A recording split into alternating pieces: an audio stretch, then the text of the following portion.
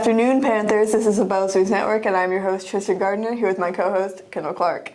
Here at BNN, we like to keep you guys up to date with everything going on with the Panthers. As always, let's start off our episode with the school motto, learn, work, serve, respect every day. That's the Panther way. In light of benchmarking last week, our spotlight is Ms. Neal. She dedicates countless hours to preparing our students for these tests. So we've asked her to share what motivates her to serve. I teach my students the information that they need to know, and I don't really push benchmark or STAR testing and tell my students about that part. I just make sure they know the information that they're going to need for U.S. history, and the testing will follow. Thank you, Ms. Neal. We appreciate and admire your hard work. Now, here's sportscaster Johnny Cox to catch you up in the last week in Panther sports. Johnny? Thanks, Kendall. Last week, the Lady Panther basketball team competed in a bi-district playoff game against Emory Reigns. Unfortunately, our girls fell short 48-47. We'd like to congratulate them on a great season, however.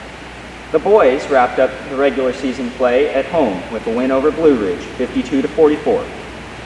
Here soon, our coverage will shift over to baseball and softball, as both of those teams have kicked off their season in the last few weeks. Next up, we have Jaywalking with Jax. Thanks, Johnny.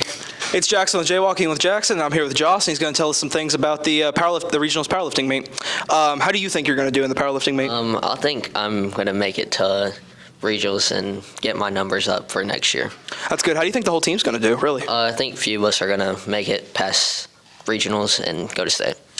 All right. I think that's going to be awesome. Thank you for answering these questions. And now to Kendall with the Medical Minute. Thanks, Jax. During February, as part of National Heart Month, Bells ISD is launching a campaign to encourage good lifestyle choices that promote heart health. We have with us student ambassador Grady Waldrop here to share some advice about improving your health. Grady, how can things like running improve your health? Well, it strengthens your muscles and skeletal systems as well as improving your cardiovascular fitness, which also helps with maintaining a healthy weight.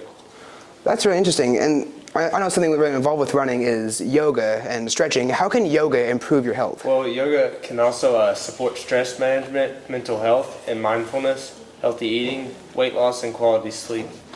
Wow, thank you, Grady. And now to Ben Around the Block. Thanks, Kendall. Hey guys, Ben here from Techie Farm Boy, and welcome back to Ben Around the Block.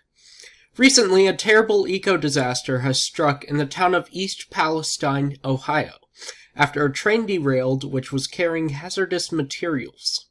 Fortunately, no one was injured in the initial incident. However, authorities decided to start a controlled burn of the chemicals that the train was carrying, and one of the chemicals that happened to burn was vinyl chloride, a chemical known to cause respiratory illnesses. After the burn was performed, some citizens of the town have reported encountering dead fish and other animals, presumably from the chemicals released.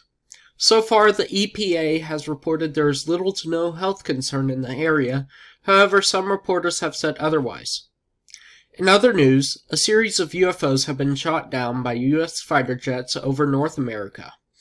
This new info comes after a suspected Chinese spy balloon was spotted and taken down over the East Coast.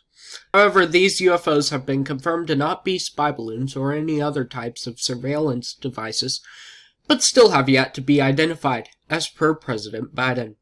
Thank you for watching. I've been Ben, and you've been Around the Block, and now it's Kendall and Tristan with the weekly update in Bells. Welcome back, Panthers. We hope you had a great extended weekend. This week will be very busy. Starting Tuesday evening, the boys basketball will travel to Farmersville for their playoff game against Edgewood beginning at 7:30. On Wednesday, there will be a blood drive here at BHS from 9 a.m. to 3 p.m.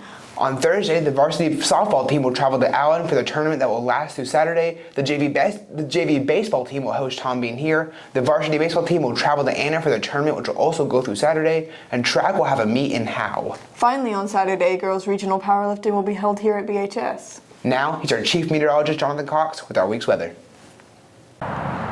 Thanks, Kendall. Once again, the weather is anything but typical for late February, with highs starting out in the 80s and falling into the 40s by Friday. As far as rain goes, Wednesday is our best chance, as some storms could arrive in the morning. However, the rain will return on Friday, although amounts will be much less and any rain will be light. Winds will be gusty throughout the week, and rain totals will be around an inch. Now back to Tristan. Thanks, Jonathan. And that's all for the Panthers this week. This episode of the Bells News Network is brought to you by 207 Productions, the Bells ISD Film Club, the Cool Breeze Snowball Shack, and viewers like you. Thank you.